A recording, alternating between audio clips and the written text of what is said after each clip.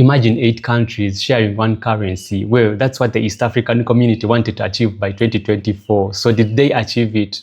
Of course not. So what went wrong?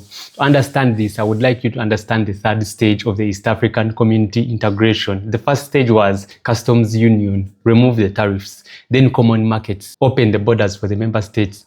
Then monetary union, have one currency. And then finally political integration. So before I tell you how this community came about and how Eritrea and Ethiopia could join the community, I would like to take you back to the one currency. What went wrong? November 2013, the member states meet in Kampala, Uganda. They signed what they call the East African Community Monetary Union Protocol. What was in this protocol? The convergence criteria and building institutions, among others.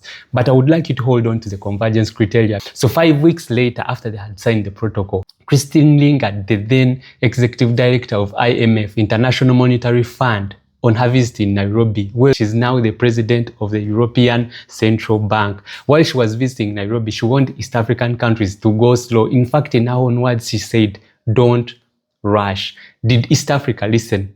No, they didn't. And what was she talking about? Remember the convergence criteria I talked about? Let's dive into that. It involved member states having inflation under 8%. What did that mean? It meant that make sure the money that you're using right now stays with some value. It also involved deficit, which meant that do not overspend more than you are collecting in your revenue.